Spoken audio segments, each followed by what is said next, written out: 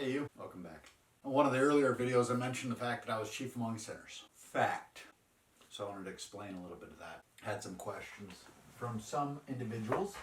I went ahead and put on my transfiguration shirt, my chrism tie, to kind of help protect me from misspeaking.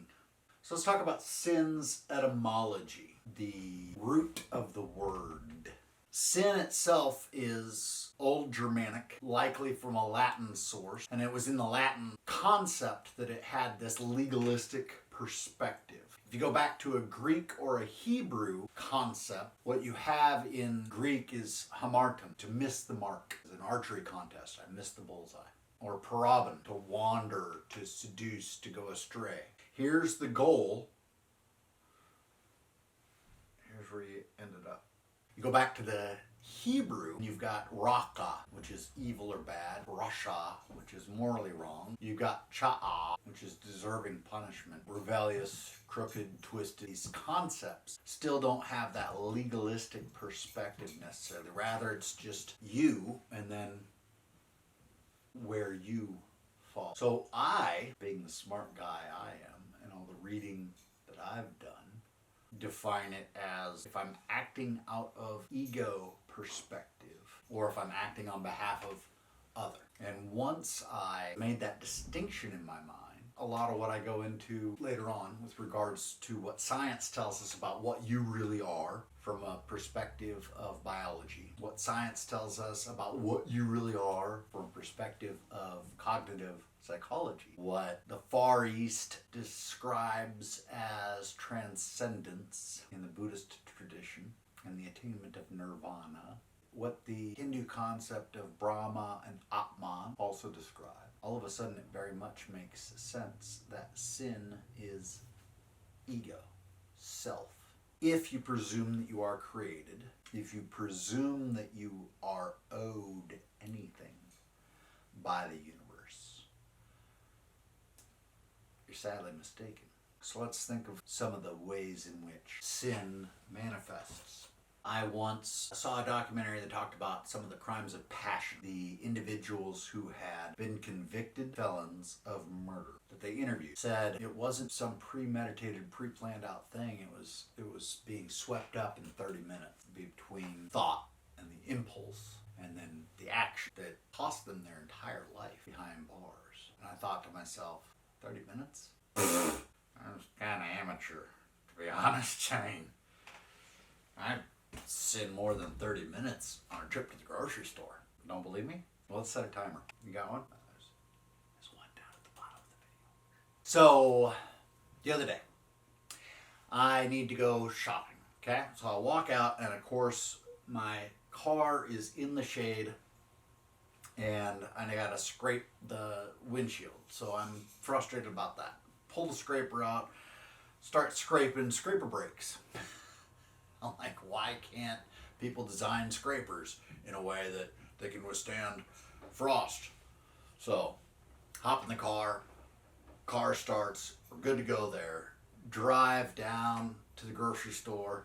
The car in front of me wanted to turn left, but instead of getting immediately, quickly, and efficiently into that turning lane, they just kind of meandered over there. So I'm cursing them, come on, man, get out of my way, or woman, or whoever, get out of my way, driver, blah, blah, blah. And then they had the wrong light turn signal on to begin with, so I thought they were going that way, and they actually went this way. And what a mess. Slowed me down. How dare they? Finally get into the parking stall, good to go, and there's an old man, a sweet old man, who's decided he's going to walk right in between my car's driver's door and the car that I've parked next to. And of course, he's not moving really that quickly, and he's just kind of struggling to walk, just patiently breathing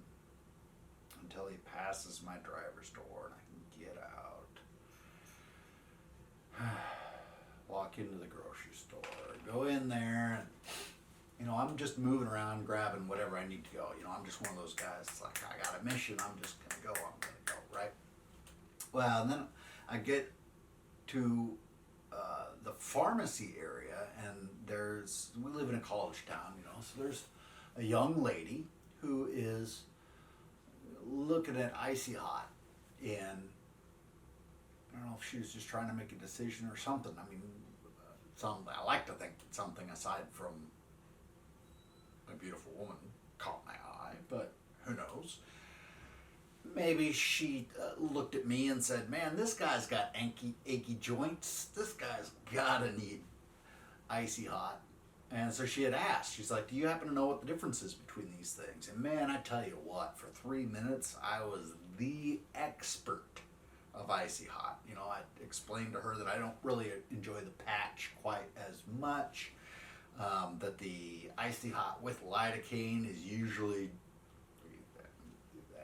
I was like turning over the ingredients list to show to her that there's really not much difference with this blah blah blah. I mean, it's like the expert and just bathing in this idea that I had any real benefit to her aside from the fact that I'm just feeding this ego of mine.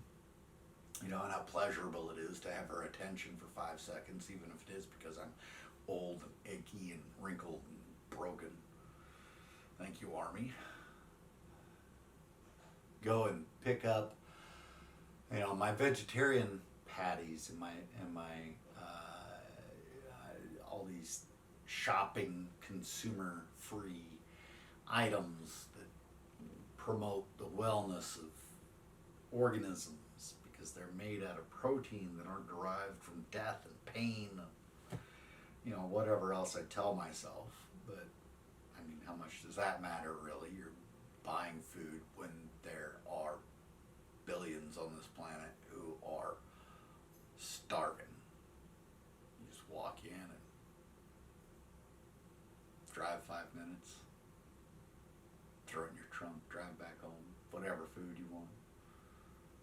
How much of that just is wasted, thrown away, because we, wonderful consumers, feel like we deserve to have an abundance waiting for us in the grocery store when people are starving.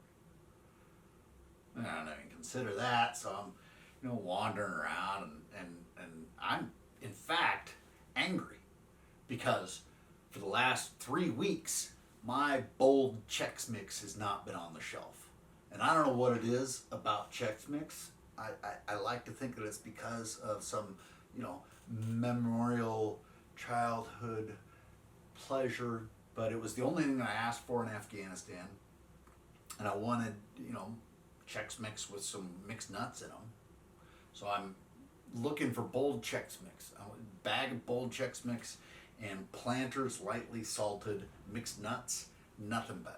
The Kroger brand mixed nuts, it's okay, but the oil that they use to season the mixed nuts is just, it's a substandard oil compared to the olive oil that Planters uses, I believe it is. So, but darn it, for 3 weeks now, they haven't even had bold Chex Mix. And I'm like, how dare eat, I'm a paying customer. How dare you not stock bold Chex Mix for me, blah, blah, right? And finally gather everything up, throw it in the cart, and I'm going to the checkout line. And I always choose a checkout line that has an actual checker. And I tell myself that's because I want to support the idea that we have entry-level jobs. I don't want it to be automated. So I'm doing my good deed, good service of that, but in reality, it's because I'm going to go through the line that has a beautiful woman checking things out. Same reason that I was Mr. Expert on Icy Hot. So, I go to the checkout, and there in front of me is a woman who sets down like, I want to say it was like a shopping cart, just full, right? I'm patient. One of my wonderful virtues, obviously, wasn't in the parking lot, but hey, let's just ignore that for a second. Let me feel all smug sitting behind her as she unloads Pop-Tarts. And enriched flour rice and white Wonder Bread and like all these like starches, nothing but starches. 5 boxes of sodas, you know, I mean, cookies. I assume that she was probably like hosting an event or you know, I don't know, man, 5 boxes of soda. That's a lot of soda, you know. And then maybe I wouldn't have been so judgmental. Maybe I would have been, you know, because I'm just an asshole. But she follows that up with a couple of cans of Slim Fast.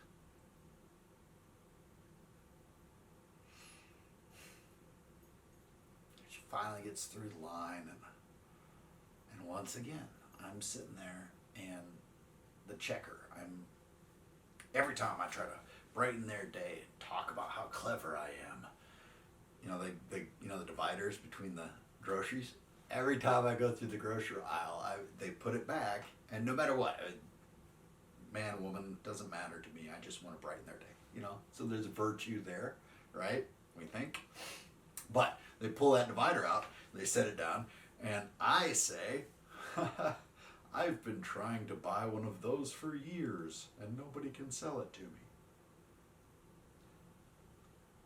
You know, how much of that is just to brighten their day?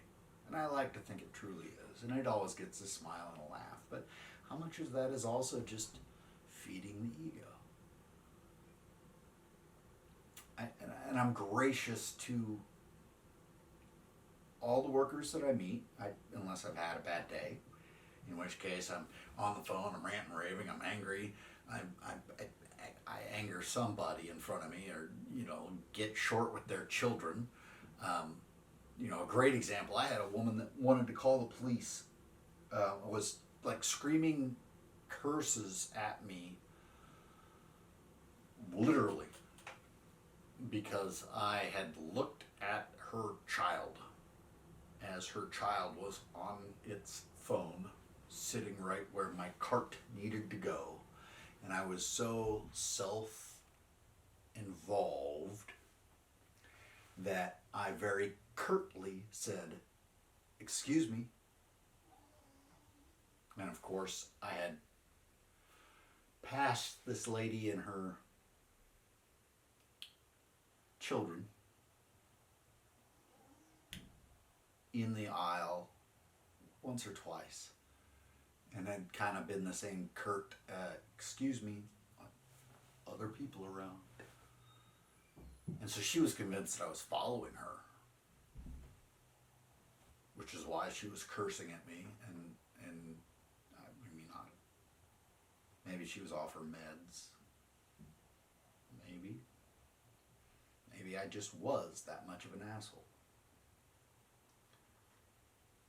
Time. What did we get? Maybe not quite 30 minutes. But if you really think of how often our world revolves around me, just in general. You look at the basis for the commandments, the law, and the 7 deadly sins, and it really comes down to ego. You look at the example of everything that we hold as virtue in every society globally, and it's all about selflessness. And you look at the ways in which you feel better as a human being, and once again, it's driven by selflessness. So there's got to be something to that. Tomorrow I'll put on my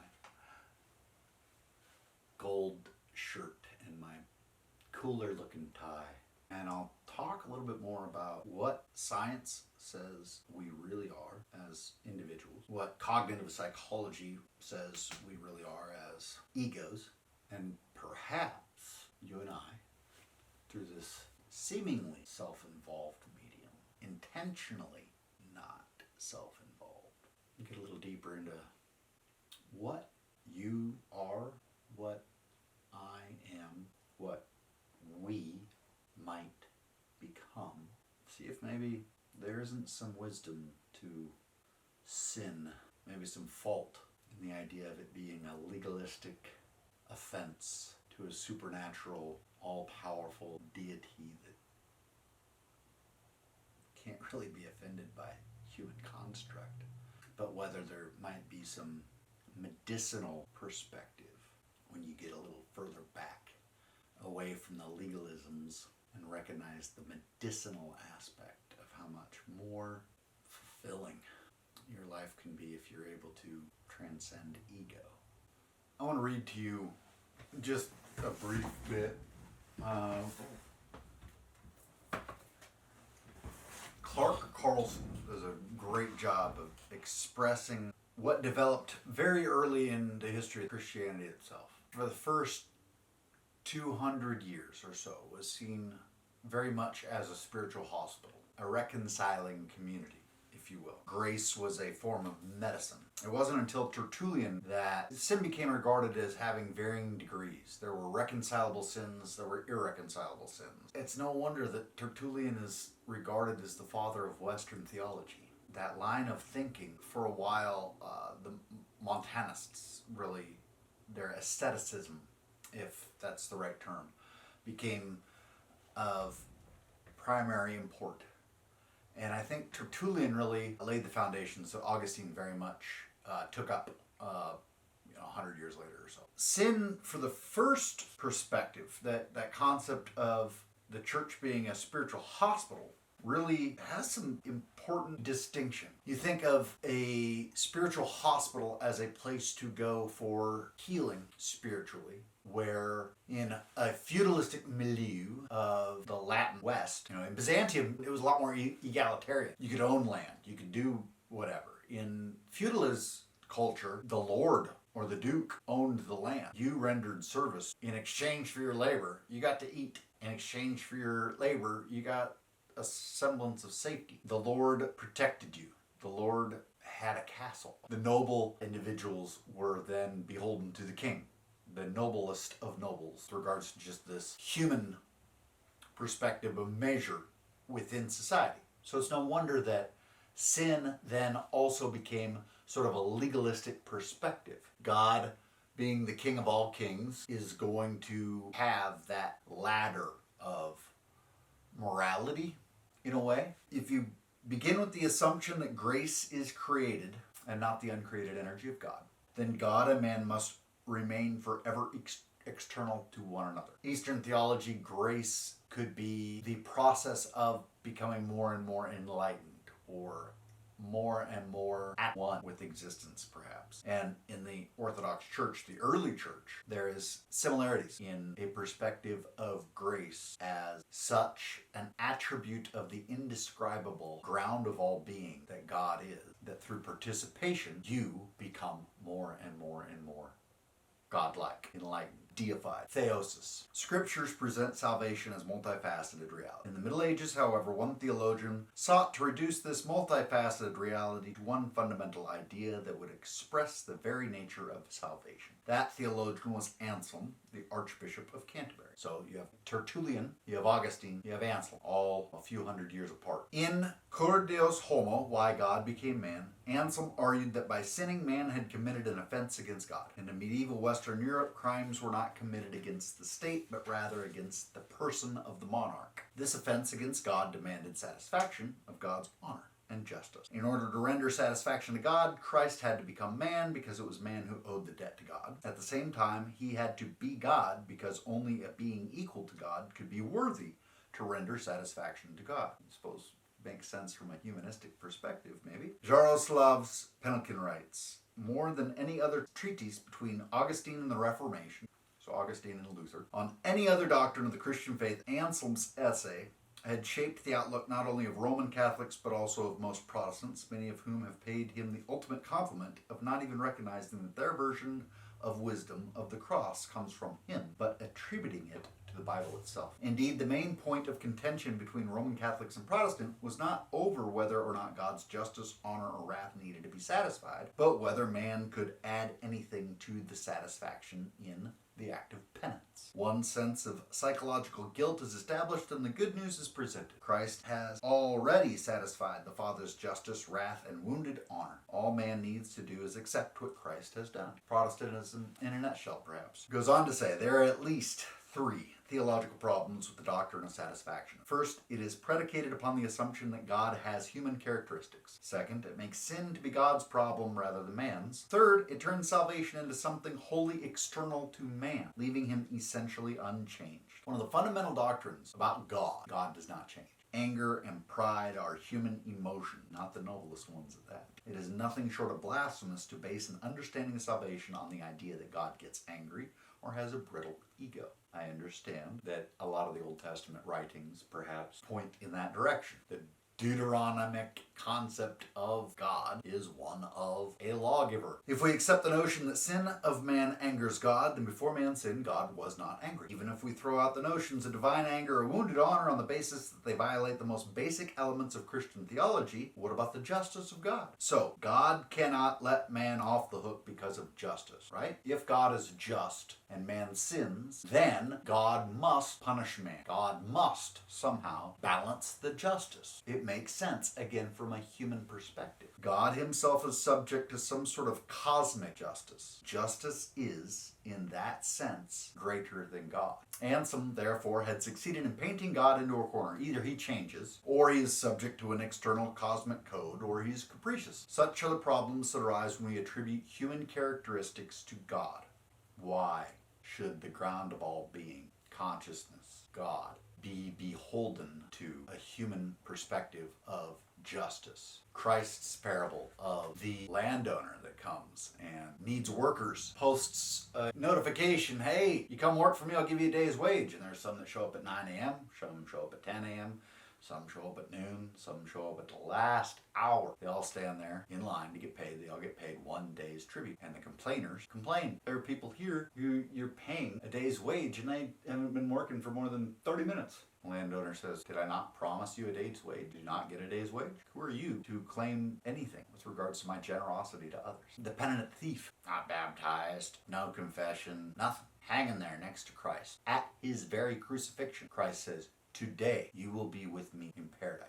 To simply recognize Christ as innocent. The second problem with satisfactionism, it makes sin God's problem rather than man's. God wants to save man because he is merciful, but he can't violate his own justice. Sin, therefore, is actually a problem for God. In the Christian East, the dominant metaphor for understanding sin and salvation are sickness and health. It is analogous to saying that sickness affects the doctor rather than the patient, and that the cure depends on the doctor's attitude toward the patient rather than the actual health of the patient. Satisfactionist perspective. Throughout the entire process of salvation, God and man remain wholly extrinsic to one another in this perspective of sin versus salvation, this legalistic mindset. For the Orthodox, to be saved is to be restored to true health. How does that happen? Humility. Grace becomes reciprocal in a way to humility, recognition of your place in the cosmos as a creature. And one can only safely step into a realm of humility if one has an entire community that is willing to love you regardless.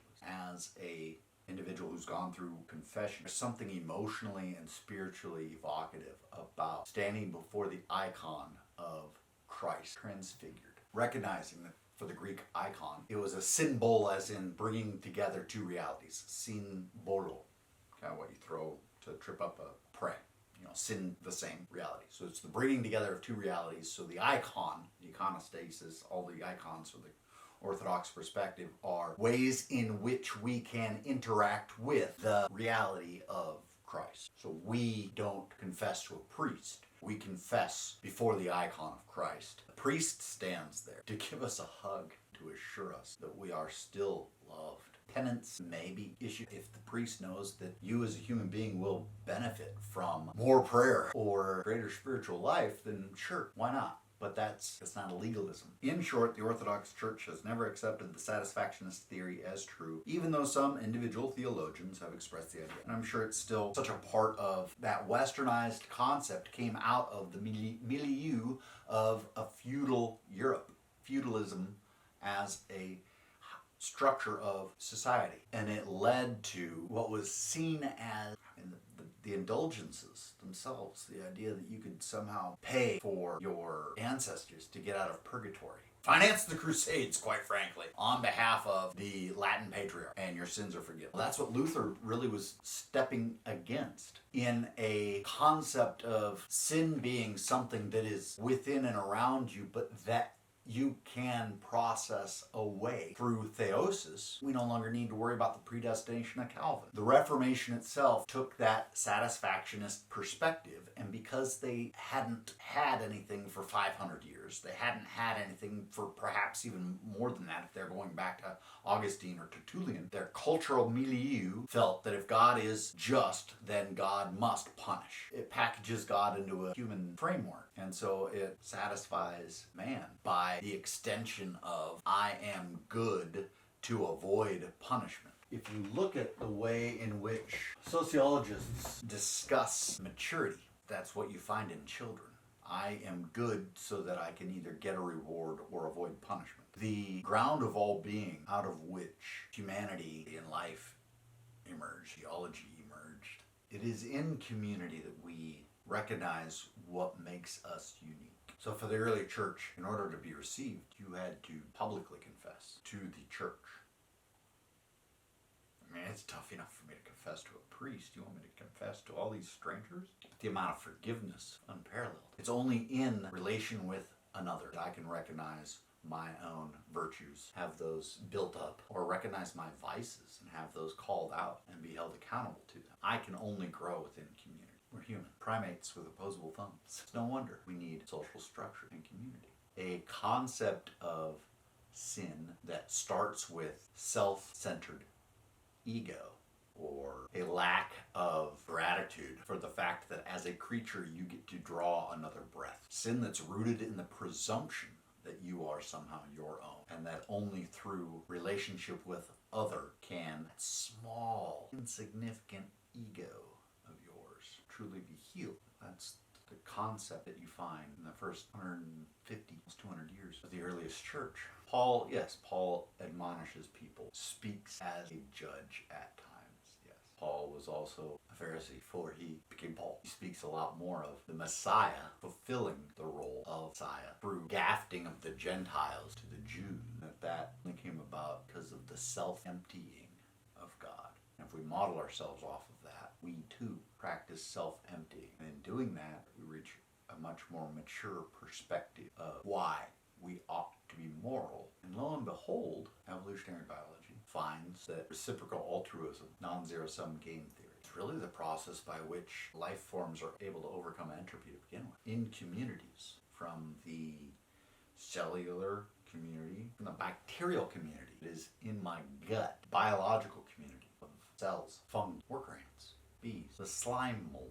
All of these collectives of individual organisms are driven by something within the ground of all being that calls them to their highest function through self-emptying on behalf of their community, a self-emptying on behalf of.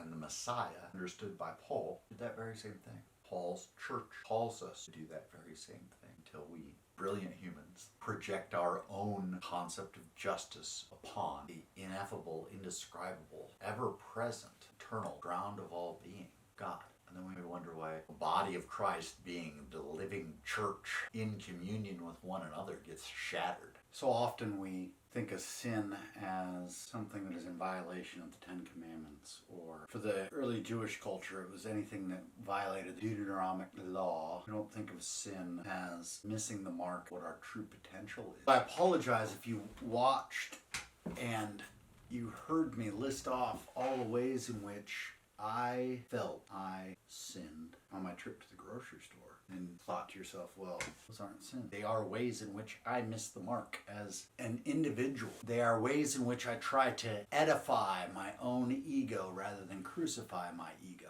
as Christ expects of me. That I focus on ego rather than other. That I don't recognize the image and the likeness of God within other, which is what I'm called to do as an Orthodox Christian. The other sins that you might have popped some popcorn, oh, things are going to get juicy, hey, he's going to talk about his sin, all that sort of thing, I'm going to leave with my priest. But trust that those sins are also there. My selfishness throughout my life has caused irreconcilable damage to almost everybody who has ever dared to love me. Don't dismiss my statement that I am chief among sinners as just some sort of sophomoric exercise. I personally believe that I have no right to judge anyone else because I also fail to recognize the image and likeness of God in every human being I meet. I have taken that so far as to be a much worse human being than you if you pull from my life any frame by which you wish to judge me. But it becomes this gradient. As an Orthodox Christian, prior to Pascha, the Greek word for Passover, Lent, as you call it here in the West, we are called to remember the feeding of the poor. The fasting that we undergo as a community is train our spiritual self through the body, what it is to be in need and to be hungry. And just prior to Forgiveness Vespers, which is the way we kick off our Paschal Lenten season, the gospel for the day is the sheep and the goats, a measure of judgment from the perspective of the gospel. The sheep and the goats, Christ tells the parable of a shepherd separating the sheep and the goats, and the qualifier from those who are sheep and led to heaven, or goats who go to hell in this Matthew 25. The qualifier is feeding the poor, visiting those in prison, uplifting the marginalized, caring for the destitute. Did you do these things? Great, welcome to heaven. Did you do these things? No. Sorry. That's sort of the parable in a nutshell. So, knowing that, I was with my ex-wife on a military paid marriage retreat. We were staying right by the plaza in Kansas City. We had been given gift cards, each of us, to the tune of like $100 to go out the Saturday night prior to, if you pull out. Singular example of why I am chief among sinners. For those of you who pop popcorn, and we were given gift cards to the tune of $100 a piece. Our motel or our hotel was paid for, and we were there for a marriage retreat for the whole weekend. The night prior to this Forgiveness Vespers, Meat Fair Sunday is what we call it, because it's the last time that we Orthodox are going to eat meat until Easter. We decided to go out with another couple, go to eat at the plaza. For those of you who have never been to Kansas City, the plaza it was actually the very first outdoor mall ever created in the United States, from my understanding. And so it is meant to be a place where you drive up, you go shopping, and so this is right after Christmas. I think Lent was early that year, later part of January. So all the holiday and festivity, rather than the brutal blood and gore of the sacrificial lamb in Christ, modeled in Mel Gibson's The Passion, and the guilt that passes along to anyone who watches that, the Orthodox perspective focuses really instead on the profundity of love modeled by Christ's life as the profundity of love given to us by God. And when I reflect on the fact that I'm chief among sinners and all of the ways in which I've harmed others through selfish action, through pride, through ego-driven shame in the guise of humility, my inability to accept their love to begin with, but at the same time that interesting paradox that if they knew me deeply and knew everything that had ever gone on in my heart and my mind, they would not love me. My mother still loves me. Thank God for biology and hormones. I think she's kind of required to. I think there's some thing that... But outside of my mother To love, truly love, everything that I am, everything that I've failed to be, everything that I've attempted, really takes an act of God.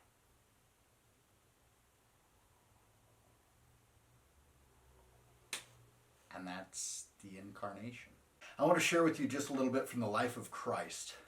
Nicholas Kavasilas. Kavasilas does a great job of articulating the profundity of love that the incarnation shows to us. So I wanted to share with you just a little bit, if you'll permit me, particularly when he's reflecting on the third beatitude, on gentleness. Of the many examples whereby the Savior brought the true philosophy into the world, the most and greatest of all were his examples of which gave of gentleness, restraint of anger, and patient endurance of those who grieved him by means of his actions and the sufferings which he endured. At their hands, for example, on behalf of those who had grieved him, he was content to partake of blood and flesh. He came to seek and set free the very men whom he could have indicted for the most heinous offenses. At their hands he afterwards received reproaches for the good deeds by which he restored our nature. Yet he ceased not to do them good. Because he cast out the demons from men, he heard himself called Beelzebub, and the ruler of demons, and the worst names of all. Yet nevertheless he drove them out. So far from casting out one who was disaffected with him from the company of his disciples, he conversed with him as is proper of friends. Even though he was taken prisoner, he had dealings with the murderer and betrayer of his secrets and of his blood. Finally gave himself to be embraced and kissed. The recipients of benefits drew the sword. The friend led the murderers to the act of murder. The kiss was the signal for the betrayal. He who underwent these things behaved himself so gently and lovingly that when one of the disciples had wounded one of those bestial men, he did not ignore the wound, but at once healed it by touching the member. He did not rain fire upon the wretches or cast thunderbolts on them, worthy as they were of these and even worse punishments. He whom the host of angels could not behold without fear followed those who dragged him off.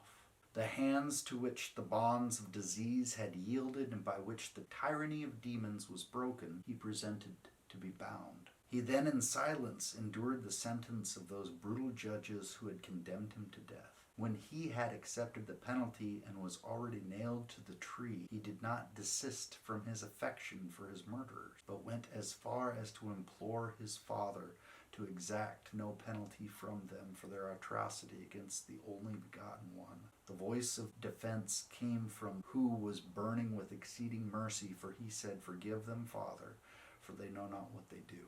Just as a father who loves his children is sorry for them when they are foolish because of their tender age, so he made their chastener be gentle towards them and died with these words on his lips. After he returned to life, he received those of his friends who had continued in their purpose to share in the festal joy. He bore them no grudge for having deserted him and fled at the height of perils. When he met them and appeared to them, he did not reproach them for their flight.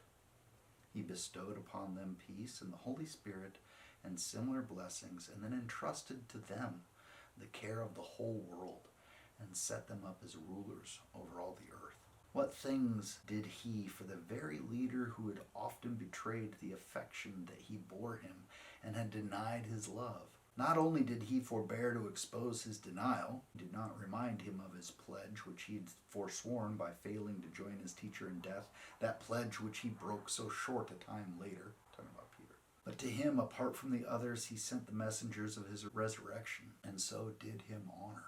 When he encountered him, he conversed with him as befits a friend, and asked him whether his love for him was greater than that of his other friends. When Peter said that he loved him, he again asked him, and when he heard him say, "I love you," he again asked whether he was loved by him. He might, I think, have asked many times over, had not Peter been grieved and refused to answer further, as though he were in need of many words for him who knows all things to find out that which he was loved. In the original Greek, I've been told, this is taken from the Gospel of John, the first two times Jesus asks Peter, "Peter, do you love me?" After the resurrection, the disciples find Jesus cooking fish, having breakfast. Evidently you're hungry after such an ordeal. In the original Greek, there's three types of love. There's eros, I believe it is, the love that is just absolute self-sacrificial love. And then there's a type of love for more a friendship. And the first two times Jesus asks in the Gospel of John, I've been told, in the original Greek, it is, Peter, do you love me? Self-sacrificial, do you love me? And Peter can only answer, Lord, you know that I love you, like as a friend.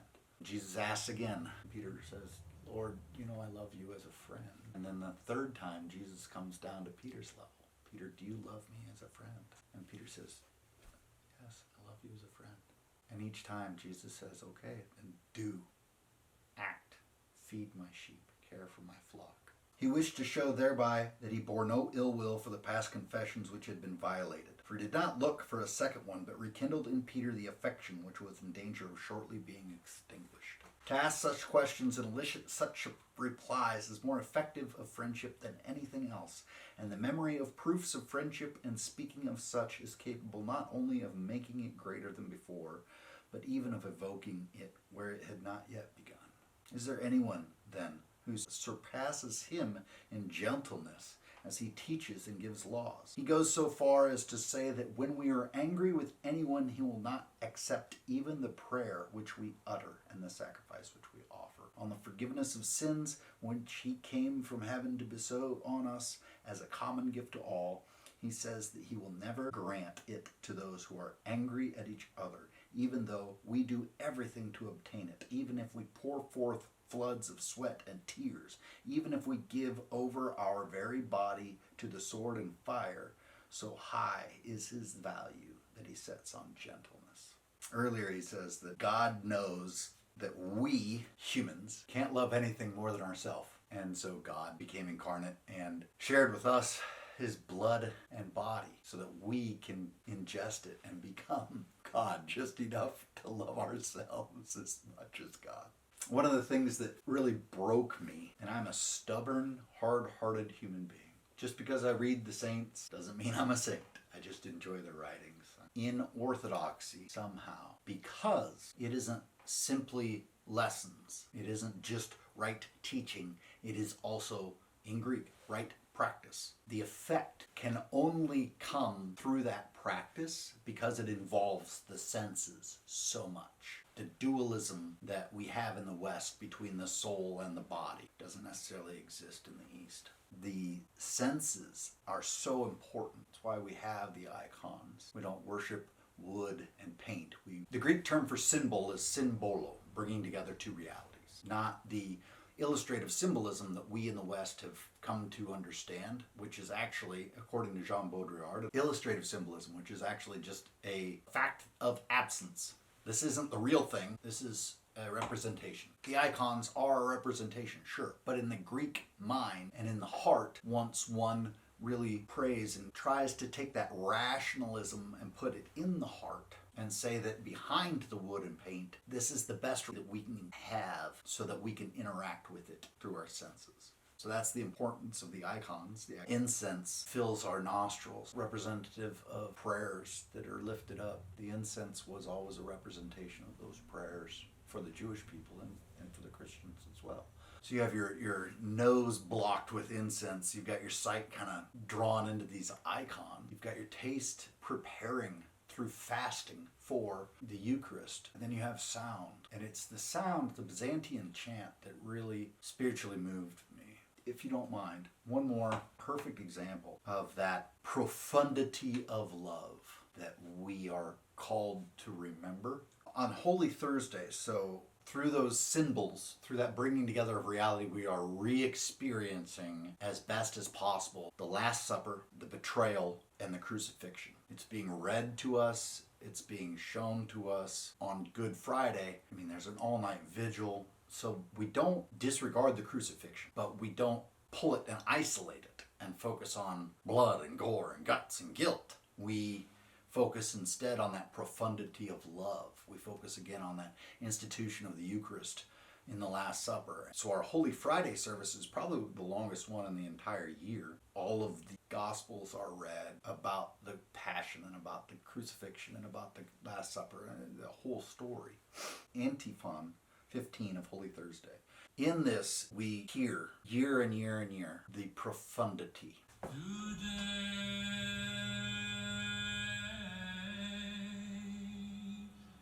suspended upon the tree.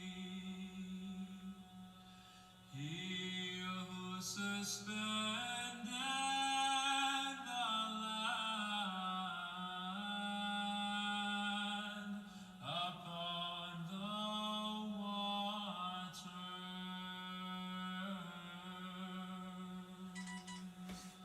Today is suspended upon the tree. He who suspended the land upon the waters.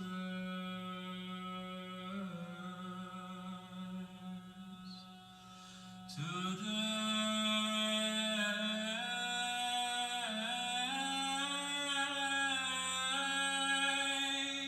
is suspended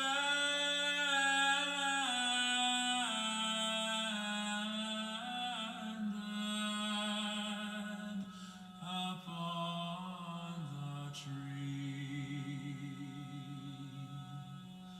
He who suspended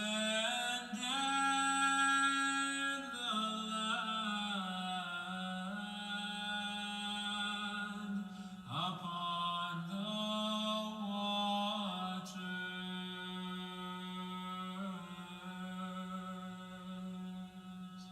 A crown of thorns crowns him, who is the King of the angels.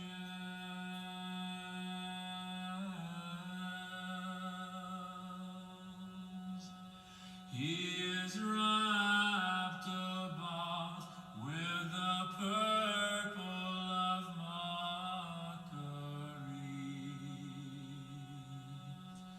who wrap the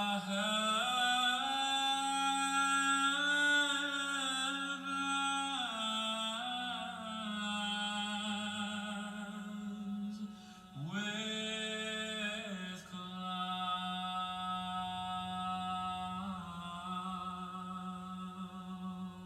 clouds. He receives my tears, he who freed Adam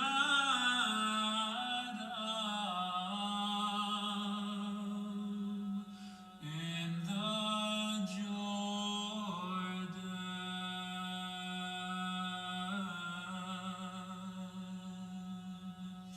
He is transfixed with nails, who is the Son of the Virgin.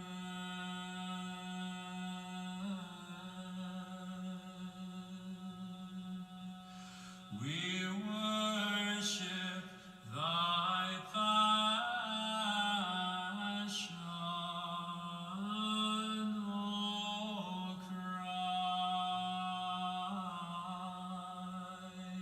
Christ. We worship thy passion, O Christ.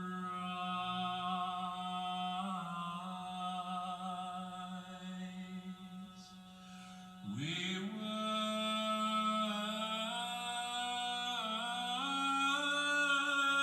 worship thy passion,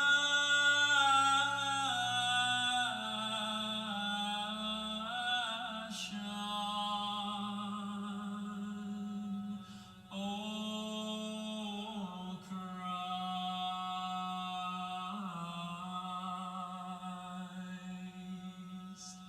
Show us also thy glorious resurrection.